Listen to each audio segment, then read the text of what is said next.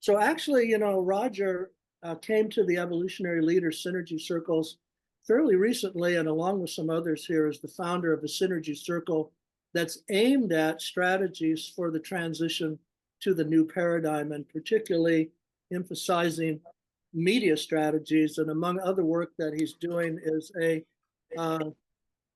transition strategies curriculum at the University of Maine, and talking to other networks all around the world on this need for collaborative media.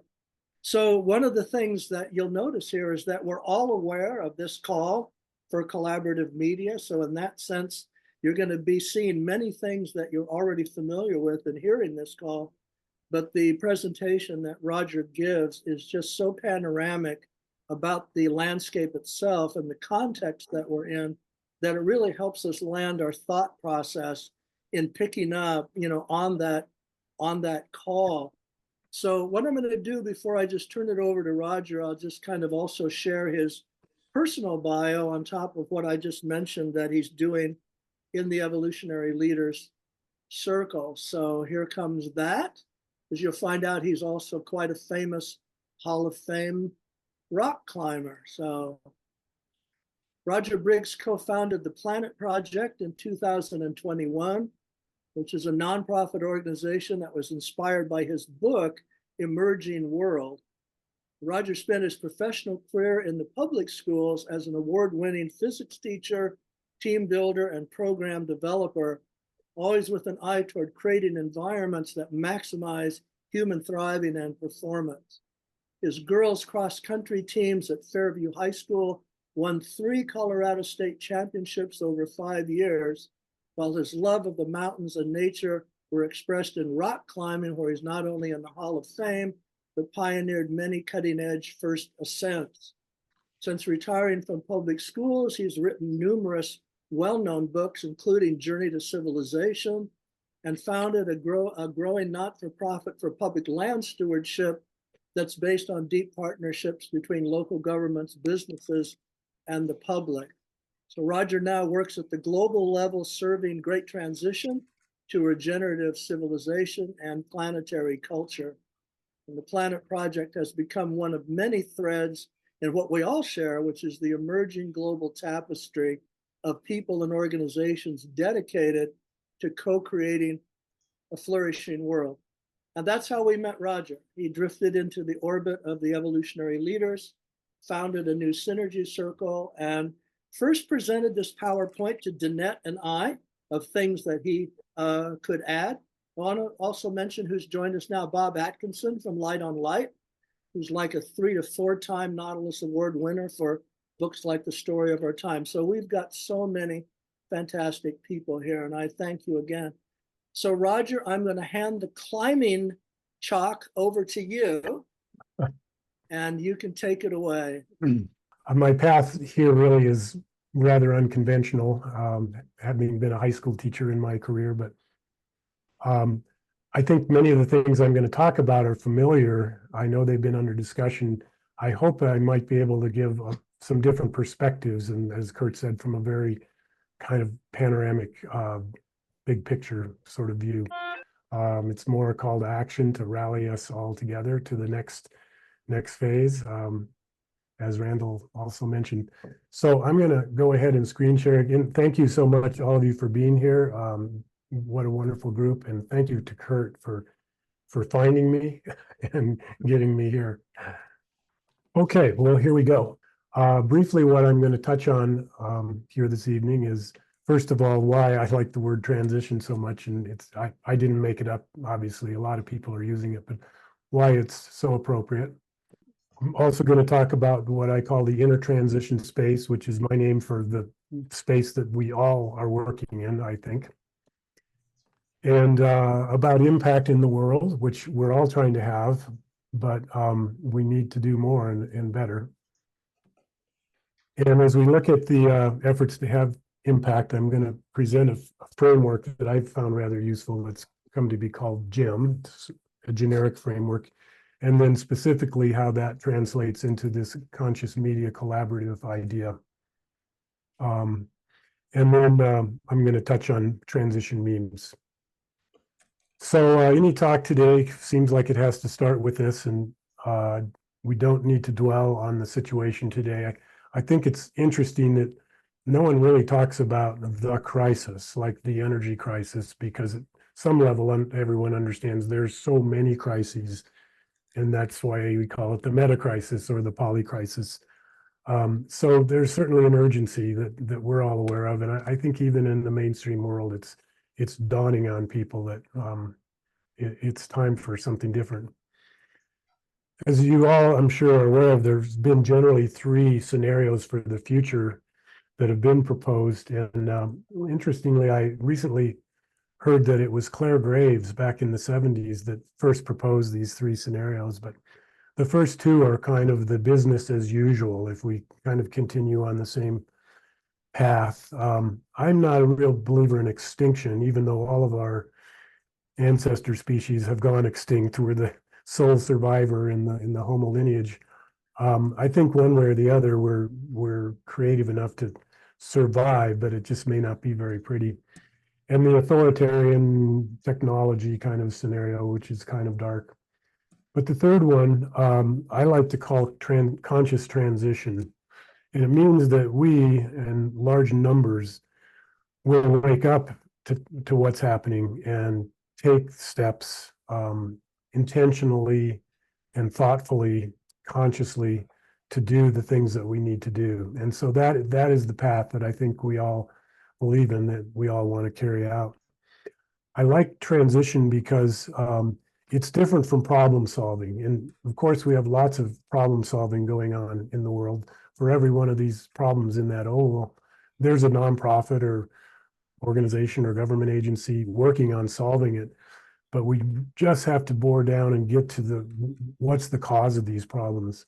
We're putting out fires, which of course we need to do, but what's causing the fires? And, a lot of you here, we all have drilled down to those deeper causes, like the dominator culture that Riane brought us. And also, transition is not the same as revolution. And in my opinion, the time for revolution is done. The revolutions really didn't work. And the last revolution, I would say, was the counterculture. In my generation, I was very wrapped up in that. I'm guilty of that.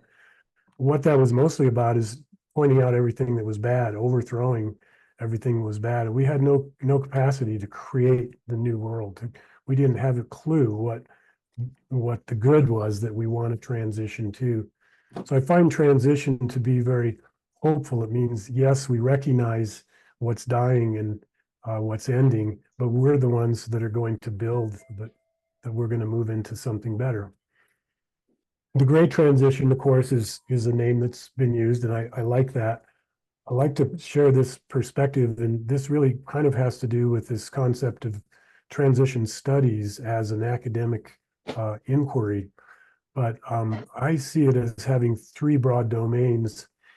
The civilizational domain means, to me, by that I mean all the systems and infrastructures that we invented, whether they're legal systems or transportation systems, all those things that have to change. And then underneath that, supporting that is culture and consciousness, which the little arrow there is suggesting a very synergistic relationship between those two, which we might get to talking about a bit. In the civilizational domain, we can broadly say that the transition that people talk about is from the industrial civilization to the ecological or regenerative. Both of these are used. But when we get down to specific systems such as energy, this is a very interesting one because this is one that people really understand. If I talk about transition and I say, well, think about with energy, how we're transitioning away from fossil fuels and towards renewables. And I also like this one because this is the one that I think we're probably way ahead. We're doing better on than any of the other transitions. Is partly due to market forces. And, the experts did not anticipate how successful solar and wind were going to become and how cheap and that it could outcompete fossil fuels and those kind of things. So this one's easy to understand, but we can go to any of the areas and people are doing work in what we're transitioning from and to. And so there's, 10 or 20 of these different areas, and, there's work transitioning from punitive to restorative, or even better, regenerative justice, where we actually heal and rather than just repair damage. So this is what I mean by civilizational, the domain of civilization, all these systems. And this is very much out in the world. These are measurable things we can look at. But underlying that, the cultural transition, Riane, who's with us today, is truly one of my heroes. And I think she really nailed the underlying substrate of nearly all of our problems, is this dominator culture that is clearly evident emerging about 5,000 years ago with the first civilizations. And when you see pyramids being built, that means there had to be slaves, and there had to be someone in charge of that. And so, the roots go 5,000 years back, and the partnership culture is how Riane languages that. So I'm a great champion of that. In some of the work I've done and in my organization, we also talk about material culture, and not materialistic necessarily, like you like luxury goods, but seeing the world as material and all transactional.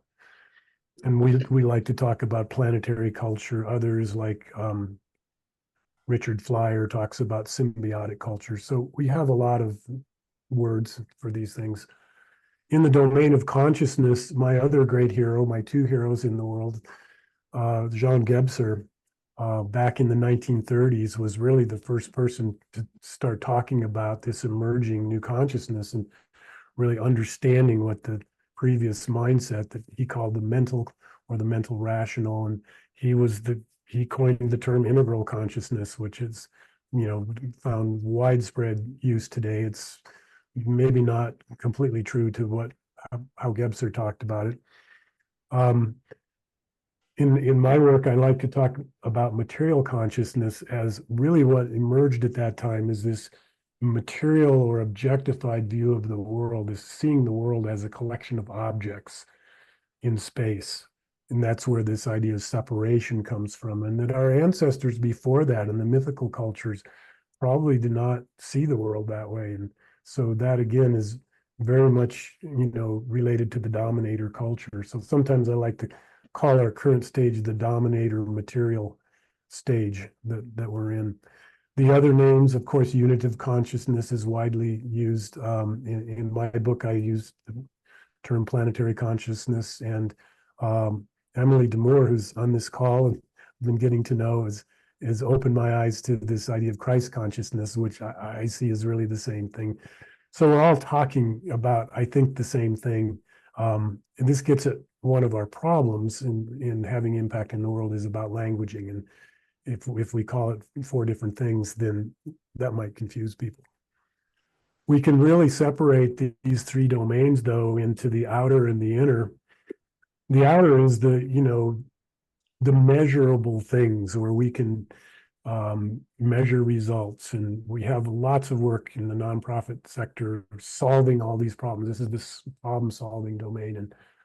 And then the inner transition space is where I think we all work in the space of culture and consciousness, that it's that interchange that has to happen. So I'll also share kind of a perspective here on what it means to really support and accelerate and catalyze this great transition. And I'm going to suggest three pieces, and I'm involved with groups of people on two of these three here. And the first one is this idea of academic inquiry that we might call transition studies. I view this as very similar to what environmental studies was around 1970. No one had really heard of that, and it became environmentalism and environmental science, and we have programs all over the place. So I think we need to view the transition project, if you like, as something that belongs in the academic sphere, where we do research and find best practices and create that knowledge. One of the problems of academia is getting that out to the world, and as we all know, academia is viewed as elitist amongst many Americans, at least the mainstream. And we haven't done a good job of demonstrating the importance of that. And so transition media, this is exactly what this talk is about. We need some large scale mechanism that's thoughtful and coordinated and large scale to bring the results of the academic inquiry and the kinds of messaging that we're trying to promote, the stories and the memes on a large scale. And then ultimately, it's got to translate to action on the ground, real things that people do. People change their behaviors, organizations do real things.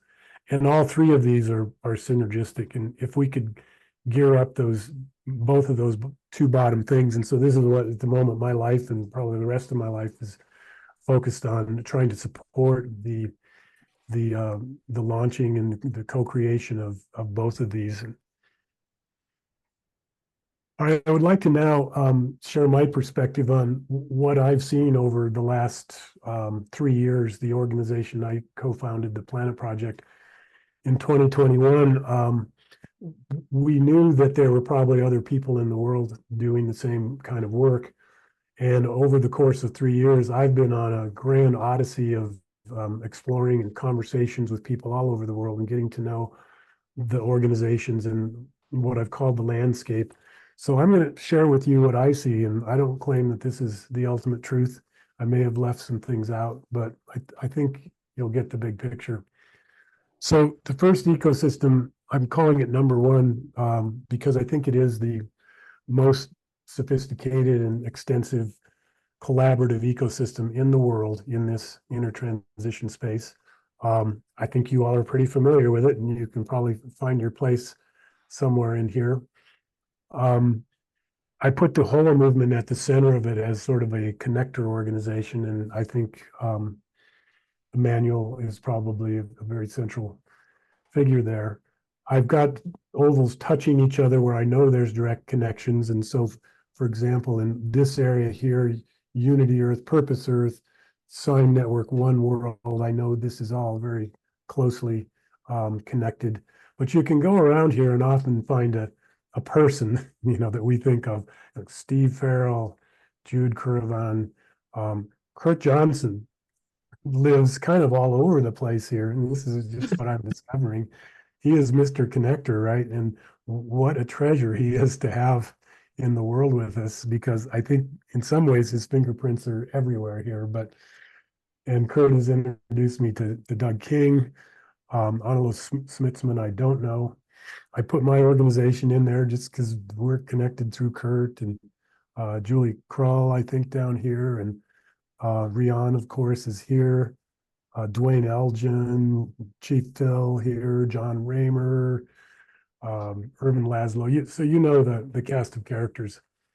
I like to think about principles, and I'm going to just list these 4 people. I don't want to slight anyone else, but kind of the people that if not for them, there's big things that wouldn't have happened. They're kind of the central leaders. So that's been part of my study, is to figure out in the world who are these key people. And then I also like to think in terms of memes, or the primary messages, almost the brand of this space. And again, this is just my take. So the second ecosystem, major ecosystem, is I like to call it the interdevelopment ecosystem. And I'm sure you're all aware of this. What's very striking is I don't see many cross connections between these two ecosystems. But interdevelopment goals is, to me, a very impressive effort and organization. It's, as a single organization, I think it might be the most significant, influential, well-designed, well-thought-out organization. And as we talk about principles, I think there's just one name that I know and behind all of this, and that's Thomas Bjorkman in Sweden. And you kind of have to dig to find him. And the thing I like about some of these principles, like Emmanuel and Thomas, is it's not all about them. It's not them building their brand or whatever. They're behind the scenes. They're often funding things, and bringing people together. But interdevelopment goals, I mean, this is very much along the lines of what the Deep and Rapid Transformation group is working on, is that to reach the Sustainable Development Goals, the whole premise is we're not going to do it by tinkering on the outside. We've got to develop internally. We've got to have interdevelopment, and that's the languaging they use. Intertransition, same thing. Ekcharet, which is not the proper pronunciation. My Swedish friend pronounces it in. I can't pronounce this word properly, but I'll call it Ekcharet. This is Thomas Bjorkman's sort of personal retreat on an island called Ekcharet off of Sweden. And Perspectiva, this is Daniel Schmachtenberger and Tristan Harris and Daniel Rowson, intellectual giants just cranking out massive amounts of writing and speaking. You probably all know Daniel Schmachtenberger's 2-hour talks and really powerhouse stuff. I'm not sure who it's reaching, and that's the primary question. So all of this, again, is very impressive, and Thomas is behind that. I've just mentioned that I got introduced to Thomas about 1.5 years ago through my friend that lives close by from Sweden, and had the opportunity to interact and Zoom with him. He read my book, and I read his most recent book, and we think we found a lot of similarities. So I have a connection there, which I hope to maybe help to facilitate some further connections among these ecosystems. I would say there's very much of an academic focus in the interdevelopment space, that they have people like Robert Keegan from Harvard. So some really high quality people involved in that. So, all right, on to the third significant ecosystem, human energy, which is maybe less known and very closely connected with the pro-social world. So I don't want to slight pro-social, and the two principals there are Ben Kassira and David Sloan Wilson. And I kind of wandered into this space about 1 year ago, and this is where I met Kurt, is through this Noosphere masterclass that was put on sort of in a joint cooperation between human energy and pro-social world. So I got a good sense of David, and actually got to talk some with Ben. I think what's kind of striking about this one is it's very academically oriented. As you can see, I think Ben was an engineer, and he's got a lot of connections into Berkeley and so that class was mostly like these interviews, David Sloan Wilson interviewing someone else, and they have all this material videoed, and then the work of Brian Swim, which is this center of the story of the universe. I kind of put him, he's now connected in with human energy. So lots of wonderful stuff. So they're kind of leaders to me in producing this media in the video format media, and very much like a mini university kind of thing. I just asked the same question though, is who's that reaching? It's a very noble effort, but that's the thing we all really think about. Their memes, or there's a lot about the noosphere and Teilhard in some of their stuff. Pro-social, of course. I think it's trying to be science-based. David Sloan Wilson is very much talking about cultural evolution, multi-level selection theory, and I think it's intended to be pretty academic. All right, then the fourth one is a little different. The first three are all funded one way or the other. They're not just trying to scrape by. GaiaNet is sort of a different thing. I think of it as the young Europeans for the most part. And GaiaNet itself is largely, it's not so much a messaging organization as a connective organization. And this is one of their graphics with all their partners, and this wheel in the middle is very reminiscent of Barber's wheel of co-creation. And they've built these databases of members and you can join, and my organization is a member, and they're just trying to promote collaborations, and but there's the big event in the fall is the gathering of the tribes, where all the young people are going to converge in Portugal, and I'm not even sure how much you all are aware of that, but it's a very big deal in this world.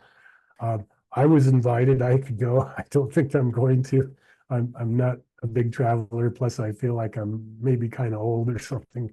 Anyway, I have a nice relationship in this ecosystem.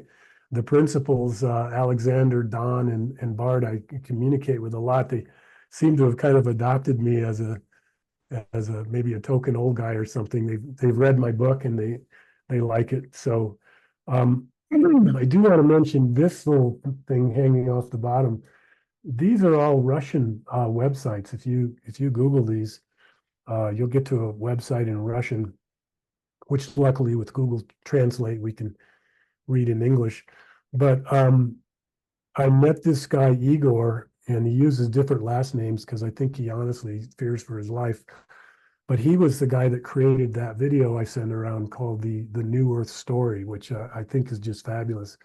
So I got introduced to him and had a great conversation and a sense of how much is happening in Russia and Eastern Europe, and we just don't hear about this at all. And yeah, in the Guyonnet space, there's also this event called the Deep Live Gathering, and it's in late October, and it's a series of what you're supposed to do is start a local event in person, face to face, over several days, and then connect all these up all over the world. It's a very interesting concept. But this, I think, is a very important ecosystem because this is the young people, younger than me anyway, and their memes, a very big meme is New Earth. You really see that a lot. I mean, they have a strong vision of the new Earth, the new world, and not necessarily, referring to Eckhart Tolle. In fact, really kind of not, but it's very heartful, very loving. There's a lot of eco-village work going on. So again, this just has to be tied in with the rest of these ecosystems. There's another one that I more recently discovered. I'm sure a lot of you are familiar with John Cobb. That seems to be a bit of a universe itself. It's very much sort of centered in Whitehead process philosophy, new ecological civilization. David Corton, I think, is involved here. Jeremy Lent. What's really caught my attention here is how much work John Cobb has done in China. And we just start thinking about connecting things up locally. Like, we got to hit these huge markets like China. We got to have connections into China. And apparently he's done a lot there. So, and then finally, there's lots of other ecosystems that I have not been able to, really fully understand. But the one big obvious one is the indigenous communities around the world, not just Native American or even Central American, South American, but we've got in the Australian communities, South Africa, and there's a lot going on there. And I would personally like to know much more about it and connect in with that much more. And it's kind of hard as an old white guy to get to have those conversations. I'll just say. Another big one is I'll just call it the interfaith network. Some of you have worked in this area, and this is kind of the progressive, sensible, basically Christian and Judaism. But there's a lot of people trying to work across these silos and work together on peace, and so that's a whole ecosystem in itself. Another huge one is Hinduism, and I've known of Hinduism for a long time, but I kind of got onto this as an ecosystem really in our space, because one of the things my organization did about a year ago was to start an internship program for high school students to work in our organization during the summer. And we've had 8 students that answered the call. We didn't, we put out information, and about 5 of them are Hindu. They're Indian or Nepali, and literally are practicing Hindu families. And I've met these families, and they're totally fine with our messaging. Like, that's in a sense is very aligned and very striking. But a huge number of Hindu people around the world, they have their own media channels, really slick magazine that comes out. Um, and there's the interesting sort of Islamic world kind of centered in Turkey and Sufism and Mevlana, which is really a name for Rumi. And I got involved a little bit with some of those folks a year or so ago. And then I went to Google this organization in Turkey and I could not find it on the internet. And I'm hoping it didn't get, shut down by the, somewhat repressive Turkish government. I don't know. But was a vast network and huge, they have their media channels and a lot going on. And then one worth mentioning is there is a conscious media ecosystem that's, I guess describe as sort of independent businesses really that are trying to do this. And so, that's another one. So that's the map, that's the landscape that I see. And what's striking to me is that we have these developing ecosystems, which is really great. But yet then there's a higher level of connectivity. And I think all of us have thought about that is how do you do that? And I think a common media effort could really be a piece of that. But as we think about impact and reaching audiences and all that, which is what we're trying to do, of course, we have to bring in the curve that the sociologist Rogers introduced. I don't know what he had in mind when he made this, but it has been completely become the Bible of marketing and advertising. And I've been told that this wall right here is some significant kind of great leap you've got to make to sell your product and become profitable. And so I think it's very apropos though of our space and the work we're doing, because our innovation is the new world, the unitive consciousness, whatever. So how much can we move that? So what is our influence right now? I've heard that Steve Farrell and the humanities team has pushing 1 million contacts. And so that's very impressive. And if you assume that in our entire space, all these organizations that everything is maybe 10 million people, and that may be high, I don't know, just a guess. But if it was 10 million people, that's 1/8 of 1% of the humans. So it barely makes this curve. If you want to talk about Western educated people or something, it would be higher than that. But obviously, we've got to reach beyond that into global impact. So obviously, we need to move into this sector. Really, we need to move into this area. But ultimately, the goal, if this could happen, I think we would achieve the great transition. And so, how do we do that? And is there anybody doing it? Are there any models of anyone really using media in this powerful way? So I think the answer is not just one company, Disney or something, but it's media ecosystems. And unfortunately, the really successful one is not the one that we really like. So the extreme right wing, I center this mostly in the US, but it certainly has reach beyond that. But it's producing a lot of stuff that's not good. It's basically this stuff holding us back into the dominator paradigm, keeping the world as it was, keeping women down, people of color down, et cetera. So we don't like the outcomes, but we have to pay attention to how successful this has been.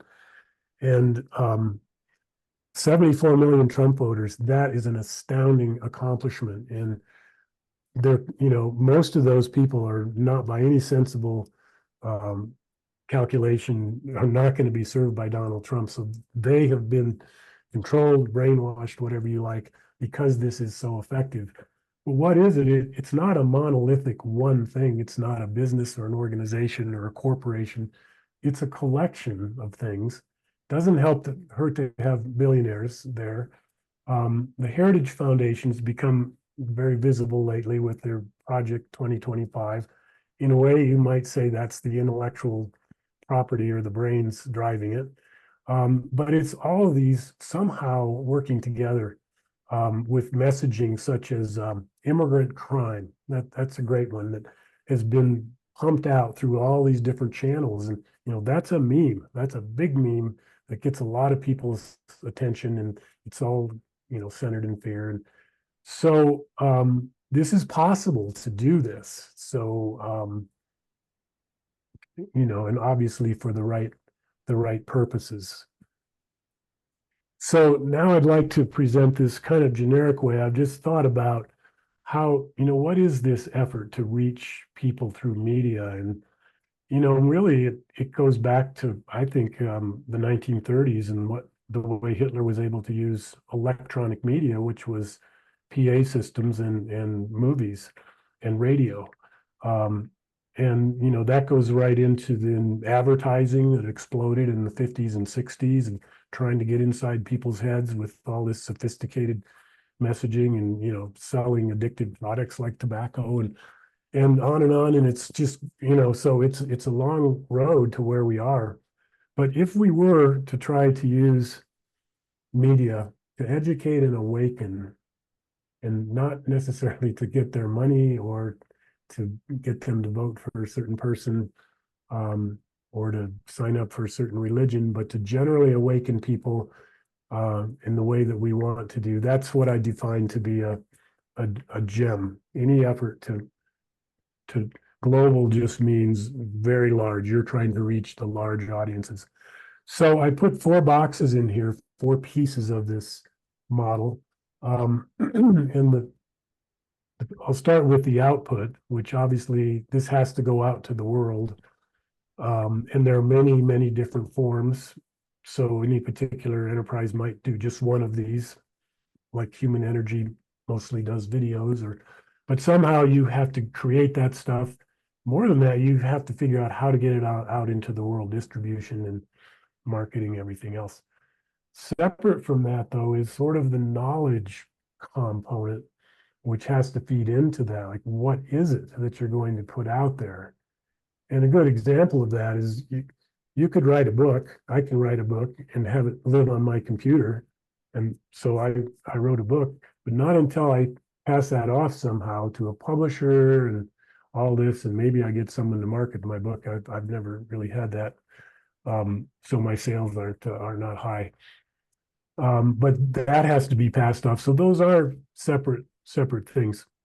Funding, money has to come into this at some point. Media production takes a lot of money, probably creating the knowledge and, that knowledge piece also. I listed artistic content because this can also be in the whole music industry or art but again, that has to get out to the world. But you got to figure out something about funding. And if there's money involved, we get into governance. And the more money there is, the trickier it gets. And I bet a lot of you have experience with that. But governance is just the decisions you make about the money, for one thing, the accountability and transparency, and but also decisions about these other things. So it's the decision-making piece, if you like. All right, so examples of this could apply to a single person. You can imagine a young woman who wants to start a podcast, and she can do that on her computer and has a simple camera, and she might put out her own stuff, or maybe she goes and interviews people and mines the world for this knowledge, and then she can put it out and get it on Spotify or whatever. Maybe it doesn't cost any money, so that's her solution, except her time and purchasing some software, and that's worth it. And she makes all the decisions. So it could be one person. Take an organization, any of our organizations, really, we've got some media production attempt. Maybe it's a newsletter or videos or an Instagram feed, and they have their cast of intellectual knowledge creators. I think Ben Casera funds it mostly, so that's one solution. And he probably makes a lot of decisions. I'm sure they have governance structures. So any of our organizations might fall into this. You can think of Paramount Studios, and maybe somebody writes a screenplay. Well, that's up here. That's got to be passed off to the media producers, and they do their whole business thing and put out a fantastic movie that makes lots of money. So that's their solution to the funding problem. And of course, they make all their own business decisions. And then the other, you can apply this to the extreme right media system. I don't know how it's governed exactly, and the funding is abundant apparently. Heritage Foundation probably is a big piece here, and this is multiple, many different media entities. So I find this model just as understanding the four critical pieces. And if we then think about in our world having impact and why we're only down at 0.1% or whatever, if you think about each of us as organizations, we're all trying to create this and invent this. And that's very costly, both in dollars and time and expertise. Most of us have an abundance of this. We're producing, we're writing books, writing blogs, having, interviews, doing programs. If you think about what's happening in our world, we're all trying to do this individually. And I think that the model that we all operate under is that, okay, you started up an organization, you have this passion, and your job is to just do the best you can at what you do and have a narrow focus and yes, compete for funding. And if you just do that, that's the highest aspiration. So that means we've got to invent this wheel and figure out how to do the funding and how to get this out there. Well, that's times 100 or 500 or however many of us organizations there are, all of us trying to invent this same wheel. So I think there's the primary stumbling block in why moving to a higher level. And so this now, to apply this model to this idea of a shared media ecosystem, is that you share these services. You develop, if one organization has certain things that they're doing really well, video production, or you have some outlet that's really great at that, but you have many people and organizations have access to that. Then we get our messaging squared away. So we're going to have to get together and talk key people from many of the key organizations and look at what it is that we have in common. And more than that, not that we have to use the same words, but what is it that lands with that next 13% of that bell curve? What reaches them? And so this is where you get the best marketing and advertising people that have done the demographic studies and look at what's working. And so this is a whole messaging thing that gets then fed to this on the grand scale, this very elaborate, sophisticated, very high level media production capability. And you have a funding pool, many sources, diversify. It's not one person that controls it. And that funding then can support these things. So this is not a business model, not a revenue generating model. It has to be funded. And how it's governed, I think this is one of the open questions. What is this? Is this a new organization? Is this a business? Is this a media production company? Or maybe none of those. And I'm going to suggest we need to think about things that have never been done, ways that we could work across and have governance and funding in completely new ways. That's a discussion. So a few brief sort of characteristics of this concept. So we're going to form an ecosystem of aligned organizations and people, and I think we know who they are, and we're going to figure out many funding sources. Eventually, the dream really must be funding is not an issue because we have as much money to do whatever we want. That's the level that this has to reach, and we have to start with baby steps, but eventually we need to take money off the table. It's like there will be money because it's out there, and I think we all know that. And then no small task across many of us working in this intertransition space to get together, and it doesn't mean giving up the way we do it, but figure out the messaging that's going to really land much further out there that people will hear and feel the stories, the way to deliver it. And this shared media services, many things, including distribution. So I've encountered a lot of young creatives making media, for example, Igor in Montenegro, where he now lives, making these videos, but he has no distribution capabilities, or he's ready to keep making more things like that. All we have to do is feed him money. And, you know, he's supporting a family. He's led Russia. He's got 4 kids. So, you know, he's part of that ecosystem where they're all trying to just scrape by. So we got to start directing that money towards those younger creatives. And whatever is working at that moment of, you know, right now, Instagram and TikTok seem to be pretty big. Video, you know, YouTube videos, you know, look at what's working. Again, best practices. And we've got to, you know, we're doing a great job talking to ourselves. We've got a great echo chamber going, and I'm part of it. I love all the messaging, and but we've got to bust out of that and get out to the next adjacent possible audiences. And youth, absolutely. It's the young people. Not only is it going to be easier with them because, boy, from my experience, they are halfway there just naturally. At least the really activated young people I've been dealing with, but it's really got to be targeted and put into their hands a lot too. So, okay, well, that's kind of the concept, and I'll just finish with acknowledge that there are more questions than answers here. And again, I'm not pitching this as this is my program or you know, my legacy or anything. I am just trying to put this out there and make this happen. But the key questions right now are who are the important people in the world right now? And I've already opined on that, and I think a lot of us kind of know.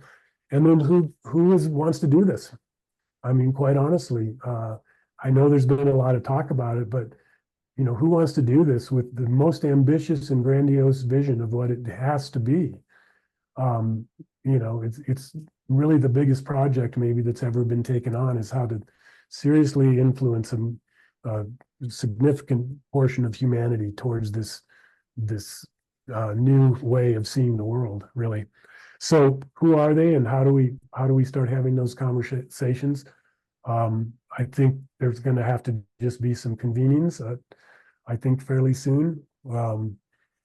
And this one is very interesting. I'll call it the paradox of the individual versus the collective. I think we all kind of know that one. And I am struck by, in what I like to call the new consciousness, the role of paradox, or the maybe transcendence of paradox. That paradox is absolutely an artifact of the mental consciousness, if you like, or the logical, rational, the either or, and labeling everything, the separation, the fragmentation that Bohm talks about. Versus the beehive, you know, oh, what's all this talk about we and us and good of the whole? I don't know if I like that. I don't want to just become like a bee in a beehive. And so we see this contradiction, and you know, we have to transcend that and just see, yeah, it is both. That we can each be activated, or each of our organizations does not dilute our own missions and passions in the least, but we have to at the same time be able to embrace this higher shared purpose that we will be a part of in the collective. So no, we're not going to become bees in the beehive. But that's been sort of the barrier, I think, to the grand collaboration, I think, across ecosystems. You know, the nature of the governance structure and funding pool. If you're going to have money, it has to sit in a bank somewhere, probably. So lots of questions about structuring, which again, I suggested that we really need to think about new kinds of structures. And the whole messaging part, getting that squared away, that is a very large challenge, but doable. And then how can we grow this to the highest levels so that we have you know, some very big players and a lot of money to fund it. I heard, you know, through earlier conversations today, that there's people in Hollywood that are very interested in this idea of conscious media, and you know, we saw the Illuminate Film Festival. So there's lots of good potential there. But so what I'm talking about is first steps here with a very grand vision. I want to finish here with just a scheme that we've sort of developed and used in our organization. I don't think it's a new idea, these two columns of things that you'll see, but we've found this to be one of the most effective ways to reach people when you talk about some of these concepts. So I'm going to suggest that this could be sort of a part of that whole messaging, shared messaging culture. But so we have all these pairs, and there's many lists of these. They're kind of fun to make up. But the material dominator culture, of course, is a reference to our current 5,000-year-old stage that we're in, and then the new culture or new consciousness, planetary partnership, I'll call it. And that's the transition we're trying to make. And so the idea of separateness versus the interconnectedness, this is so universal across indigenous traditions, the science of ecology, quantum entanglement is totally knocking down this separation idea. So one of my favorites is the dominator shift to partnership. Again, major, it accounts for a lot of things going on in the world. Here's a great one, just in very everyday language. Everyone kind of understands what man over nature means. And what would we shift to? And this is how I like to say it. Of course, it's the indigenous view of nature. These are, again, these common things, almost cliche things, but they actually are very, very telling. I like this one as a physics guy, basic physics guy, because objects and forces was literally the basis of Newtonian science. This is what Newton said, and he said it as F equals ma, if you like equations at all. But the whole world is about objects, masses, and you apply forces to them, and stuff happens. And that is the model, right? It's the transactional model and the coercion model, and our new paradigm is about relationship and entanglement. And so I love the physics parallel there. Leadership structures, there's so much done on that, and how shared leadership. I'm working with some wonderful people that are leading a lot of work in training and shared leadership, and how it's very effective in improving your bottom line and everything. People are happier, and very characteristic of the mental dominator material culture is like, it's me, it's my perspective. I can only see things through my eyes. And this is one of the things Gebser talked about a lot. He called it the a-perspectival view, but I like to call it the meta perspective, meaning you step back, you can have perspective on your perspective, and you can take multiple perspectives. And then sort of our motto of living in America, at least, and how we have to, what we have to shift to, transition to the economic models. I like the idea of, instead of profit being the primary concern, you're trying to create value in the world. And instead of trying to measure by GDP, we measure by well-being in the world. And a lot of work, the Well-Being Economy Alliance, doing great work there. And then sort of the shift to head and heart instead of just head. So I just put this list out here because, as I said, it seems to really work for people. And a quick example of one of our high school interns this summer, they kind of get to choose what they want to do, but she wanted to start an Instagram feed, and we had wanted to do that. We don't have that. And so that's been in process, but we gave her a list like this, not this exact one, and just said, well, basically, and we're trying to teach her about this transition, which she picked up very quickly. And so she had this list, and we said, you can do anything you want. Talk about it. How would you convey sacred regard for nature as opposed to man over nature? Could you tell a little story about that? And well, so she took that, and the one she chose right off, her first attempt, is the dominator partnership pairing. And so I told her I might be seeing Riane Eisler sometime, and I would pass that along to her, that we're going to start a movement. We're going to start a meme out in the world about this. And So anyway, it really worked for her, and she started thinking of all these ideas about, oh, this is cool stuff, how I could portray dominator culture. What's that look like? A boy with his girlfriend on a leash, literally, she's down on all fours. What would that photo compare? Or there's, so many examples of that. So anyway, it's sort of an interesting way to approach this messaging thing, and like, what are the things that stick? So, all right, well, that's my story. I'll finish with this quote by our beloved Barbara that I think most of you probably are aware of. And I would like to just quickly tell a brief story, a parable that I hope is fitting, and then I'll be done. And hopefully we can have some input and discussion.